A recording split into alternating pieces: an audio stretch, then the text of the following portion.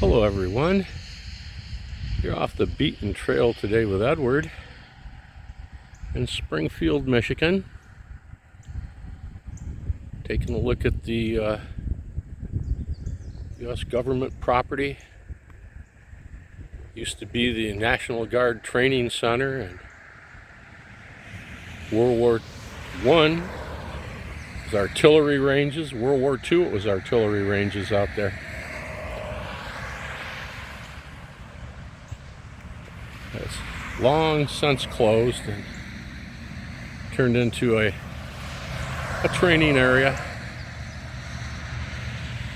But we're here today to visit some hallowed ground.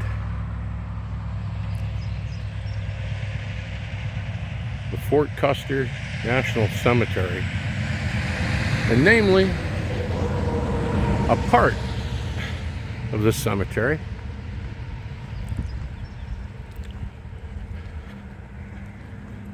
we'll take a look at the beautiful fields and grounds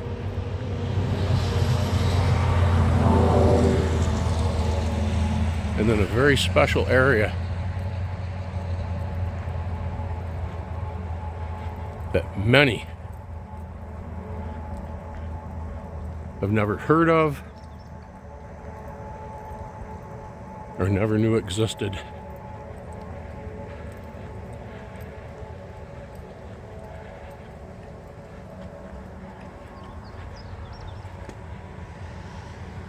I'll be right back. Now, I'm sure that many of you have visited national cemeteries. I hope that you had an opportunity or a chance sometime in your life to visit one. We all think of Arlington, but in our little area here, this is one beautiful national cemetery.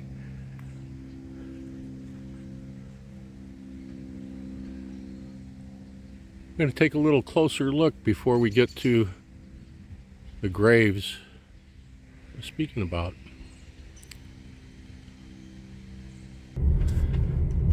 Take a little video here as we drive through, as we safely drive through.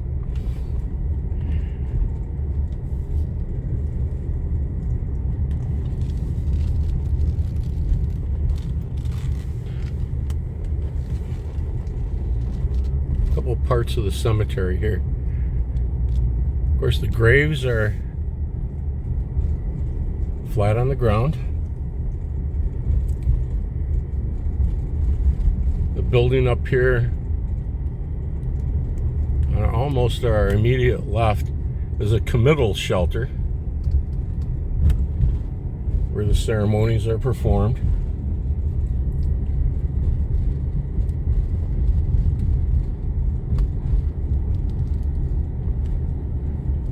I'll go right here for a minute and stop, and I'll show you this part of the cemetery. Over the years, pardon me, I've been told that this was an area that had been used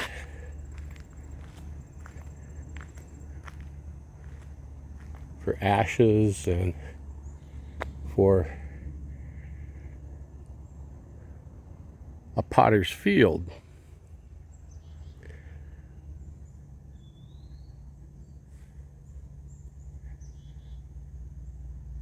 And I've come down here several times and I can never figure this out. And I have I've gone up to the office and it's been closed, and I'm going to try there again today. But it seems like that these are storage areas because they're all in order of things that have been removed from graves from all around the cemetery. And I don't see any evidence here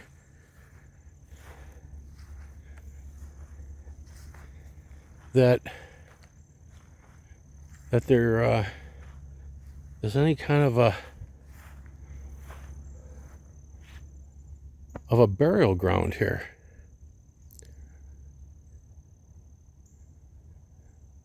But I can also remember coming back here, and there were flowers and markers like a potter's field. And I always thought that that's what this was. And it's been, probably 10 years since I've been back here. And it kind of makes me wonder. The ground looks like it's been disrupted all over. And maybe they have moved this. Maybe they have given, I guess, what you would call a proper burial here within the National Cemetery to those that were laid to rest here. But I don't know. I can remember seeing the markers here.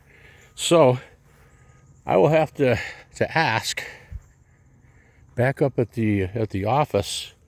The last time I was here, this was open, and now of course there's a chain across the entrance. And so might see some wildlife here today. Deer, wild turkeys, fox. I'll be right back. Okay, folks, I'll take a little ride here towards the graves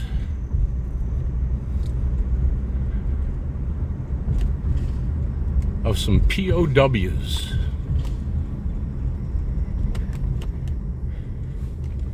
And we will talk a little bit about an accident.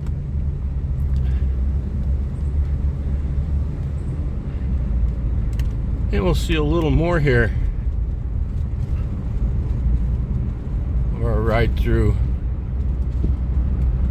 the National Cemetery here.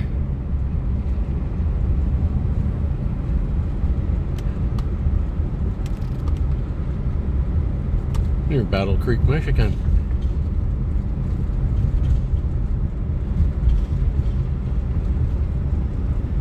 I'll be right back with you.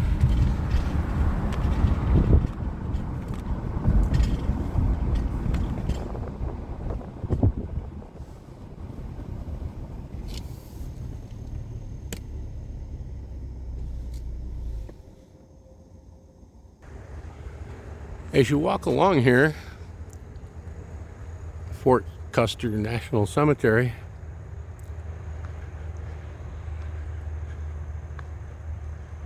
you'll come across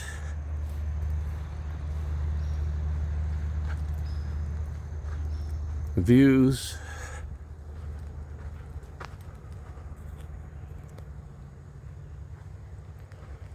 like this.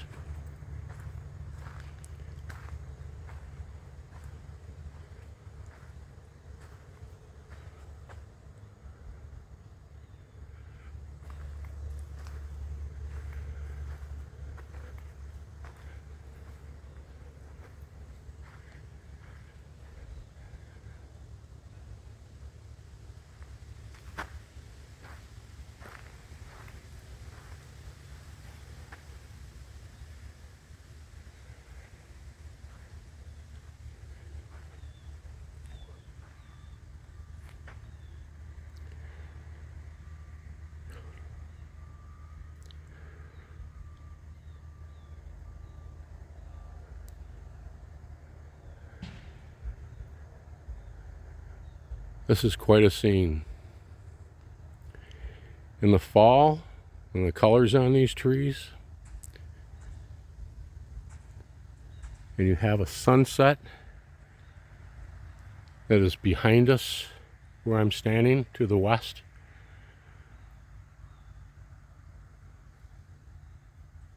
This cemetery absolutely is gorgeous.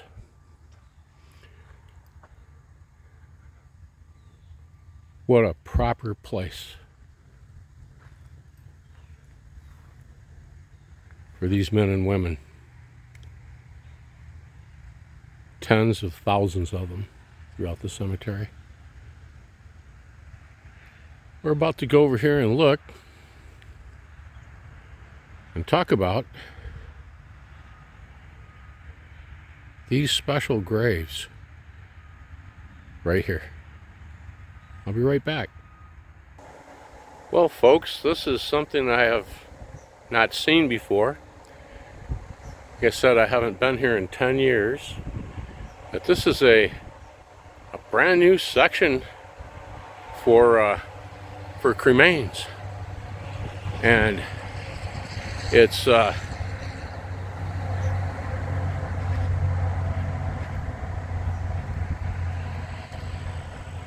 certainly being used.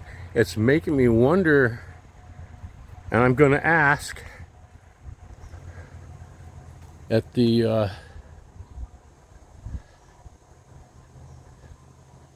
office if this may be where they moved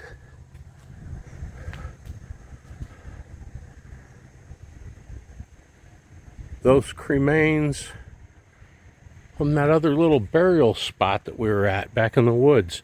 And I don't know that as a fact. I'm going to find out. And I may have to do a part B on this a little later.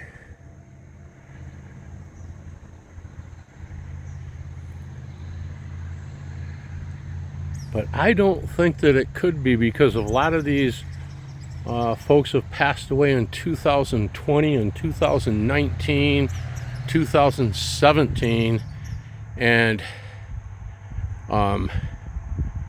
the ones that were back there in that little garden area had been there a while. And here's several more brand new niches. Yes, these are all newer veterans. Well, God bless you guys and gals, every one of you. What a beautiful location.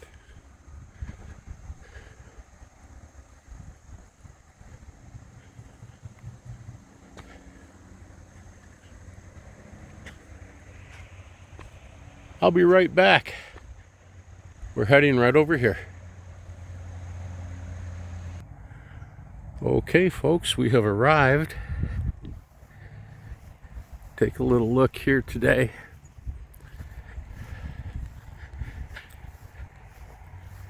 At a part of the cemetery that, like I mentioned before, very few people have ever heard about. And I think before we look at the bronze plaque,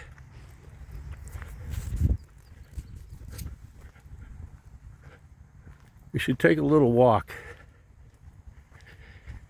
just quickly down the line. And I think that I'll be able to get in the frame their names, and particularly the dates of their deaths. We're here at Fort Custer National Cemetery in Springfield / Battle Creek, Michigan. Let's just take a little look here.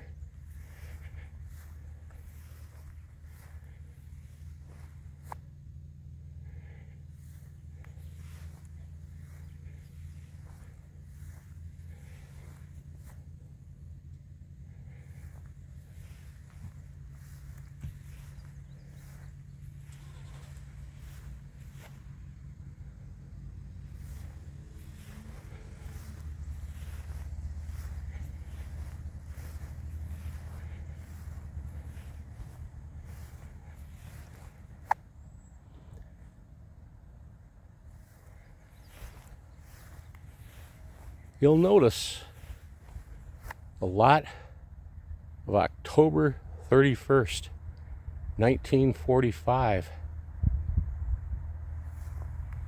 as these men's deaths. Again and again.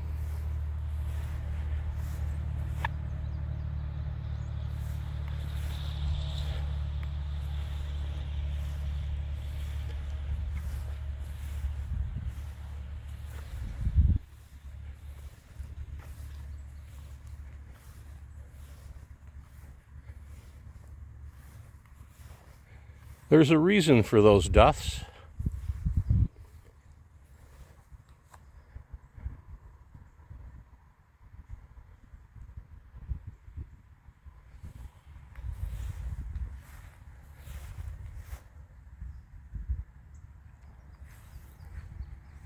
All of these men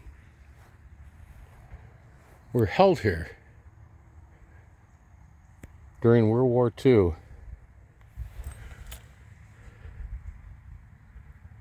They were P.O.W s, German P.O.W s.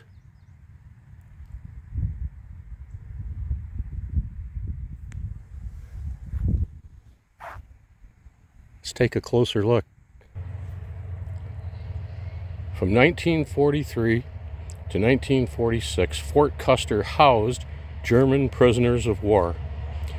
A truck-train collision resulted in the deaths of some of the 26 German soldiers buried here. Others died of natural causes.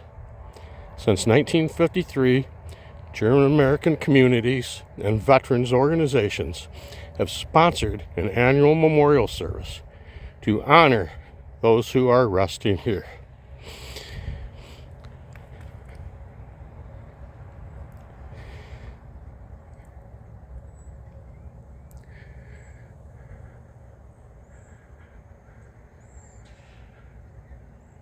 These men were treated very well here in the camp.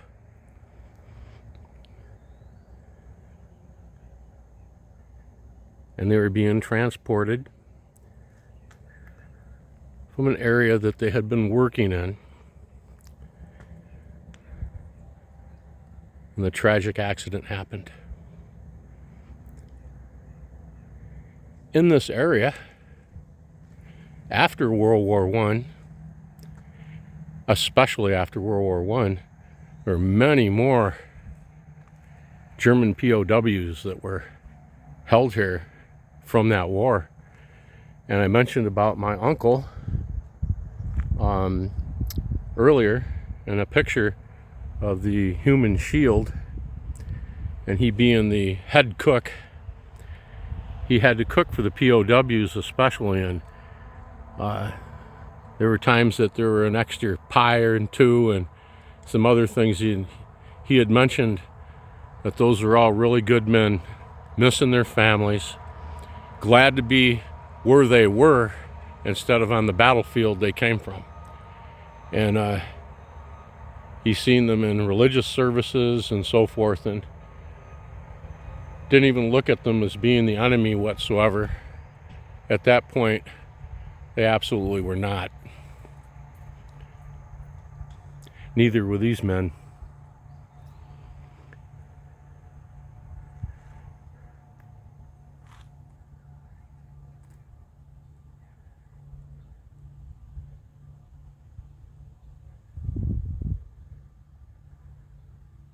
Well, that today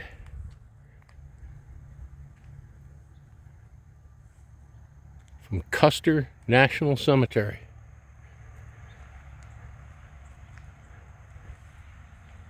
Near Springfield, Michigan. These hallowed grounds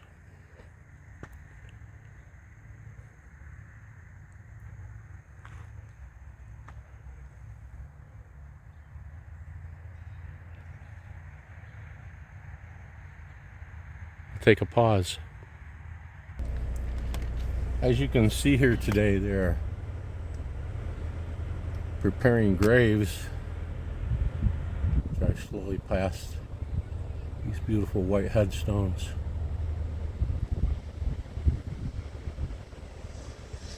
all set in rank.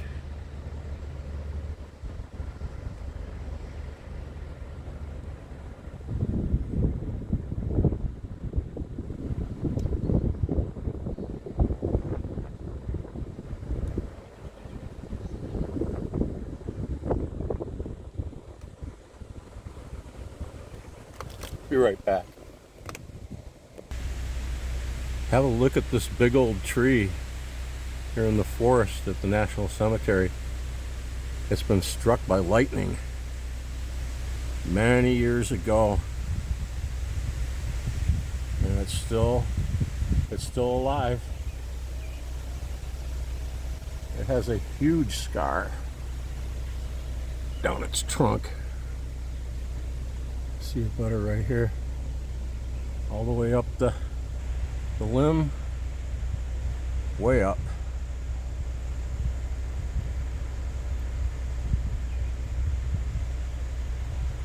All the way down. You don't see that every day with a tree that large. Be right back.